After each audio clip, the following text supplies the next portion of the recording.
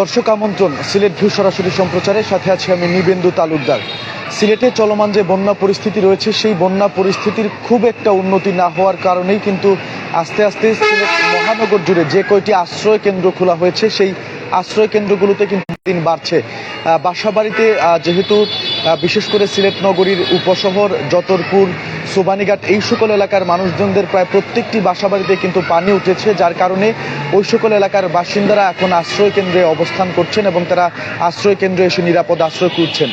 আমরা এখন যে জায়গাটিতে অবস্থান করছি সিলেটের মীরাবাজার এলাকার কিশোরী মোহন সরকারি প্রাথমিক বিদ্যালয়। আমার পেছনে আপনারা যে বিদ্যালয়টি দেখতে পাচ্ছেন এটিও কিন্তু একটি আশ্রয় কেন্দ্র এবং সেই আশ্রয় কেন্দ্রে কিন্তু আমরা যতটুকু জানি যে এখানে প্রায় 100টি পরিবারে কয়েক শত মানুষ এখানে আশ্রয় নিয়েছেন। সিলেট মহানগর জুড়ে এখন পর্যন্ত 6টি আশ্রয় কেন্দ্র খোলা হয়েছে এবং প্রত্যেকটি আশ্রয় কেন্দ্রতেই কিন্তু বন্যা দুর্গত মানুষের যে ঢল সেই ঢল আমরা দেখতে পাচ্ছি। এবং আপনাদেরকে একটু জানিয়ে রাখতে চাই, এই যে চলমান বন্যা, এই বন্যায় কিন্তু সিলেট মহানগরীর প্রায় 28টি ওয়ার্ড প্লাবিত হয়েছে এবং এক সপ্তাহেরও বেশি সময় ধরে ওই সকল এলাকায় কিন্তু জলাবদ্ধতা রয়েছে, যার ফলে সিলেটবাসীর বা নগরবাসীর যে ভোগান্তি সেই ভোগান্তি কিন্তু চরমে পৌঁছেছে।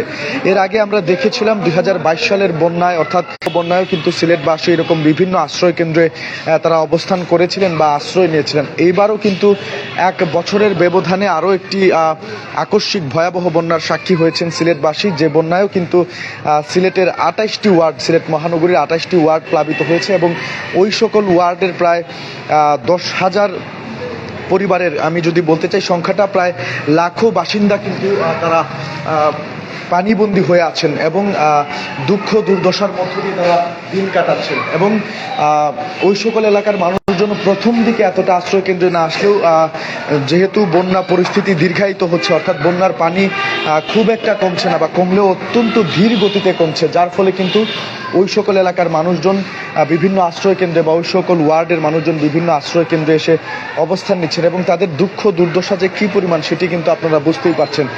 এখনও এই অবস্থায় এসেও মানুষজন যে আশ্রয় কেন্দ্রে অবস্থান করছেন, আশ্রয় নিচ্ছেন, কেননা বন্যা পরিস্থিতি কিন্তু সিলেটে অবনতির দিকে যাচ্ছে সিলেট মহানগরীতে। তবে অন্য কয়টি উপজেলা রয়েছে, অর্থাৎ সিলেটে কিন্তু 7টি উপজেলা বন্যার পানিতে প্লাবিত হয়েছে, এই আকস্মিক বন্যার পানিতে প্লাবিত হয়েছে। এবং এর ফলে কিন্তু আমি যদি এখনকার অবস্থা আপনাদেরকে বলি, যে উপজেলাগুলো বন্যা কবলিত হয়েছিল সেই উপজেলাগুলোর পানি ধীরে ধীরে নামতে শুরু করেছে, কিছুটা কমতে শুরু করেছে। তবে সিলেট মহানগরীতে বন্যা পরিস্থিতির কিন্তু তেমনভাবে কোনো উন্নতি হচ্ছে না এবং এখানে মানুষজন আস্তে আস্তে কিন্তু আশ্রয় কেন্দ্রে এসে অবস্থান নিচ্ছেন এবং সিলেট মহানগরী জুড়ে কিন্তু 6টি আশ্রয় কেন্দ্র খোলা হয়েছে ইতিমধ্যেই।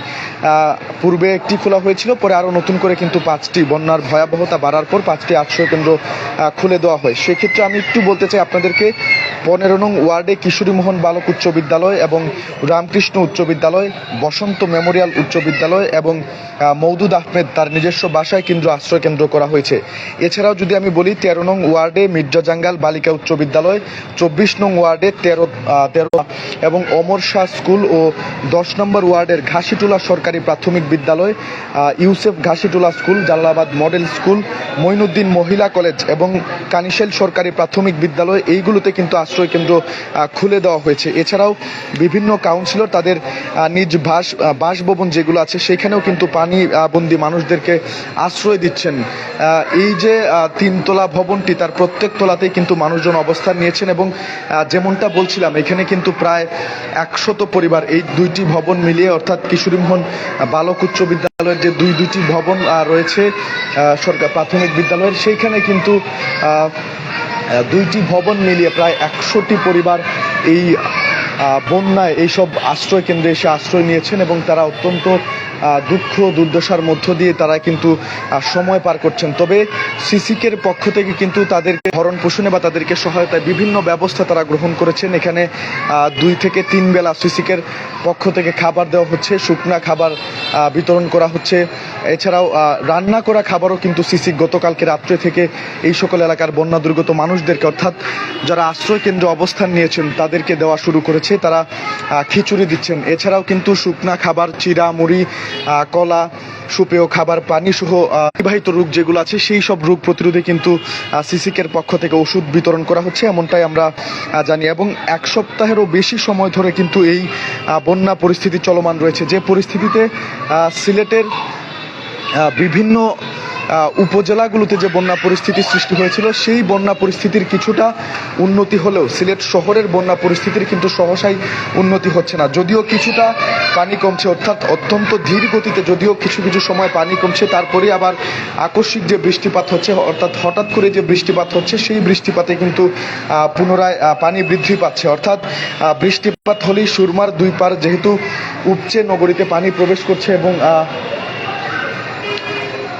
পানি ভরে গিয়েছে, সেক্ষেত্রে আমি বলতে চাই যে সুরমার পানি নগরীতে প্রবেশ করছে, অর্থাৎ সিলেট নগরীর বিভিন্ন এলাকায় কিন্তু এই পানি প্রবেশ করছে, যার ফলে বৃষ্টির পানি যেটি আছে সেইগুলো বিভিন্ন নিষ্কাশন নালা যেগুলো রয়েছে সেই নালা দিয়ে বাহিরে কিন্তু বের হতে পারছে না, যার ফলে কিছুটা বৃষ্টি হলে আবার যেটুকু পানি কমে সেই পানি কিন্তু পুনরায় বৃদ্ধি পাচ্ছে। এবং শুরুর দিকে মানুষজন এতটাও আশ্রয় কেন্দ্রে না আসলে বেলা যত গড়াচ্ছে, অর্থাৎ সময় যত গড়াচ্ছে তত কিন্তু মানুষজন আশ্রয় কেন্দ্রের দিকে ঝুঁকছেন এবং তারা আশ্রয় কেন্দ্রে আসছেন, এবং এই যে বন্যার পানি এটি অত্যধিতে নামছে, তাই মানুষের যে দুর্ভোগ বা দুর্দশা সেটি কিন্তু সহসাই কমছে না।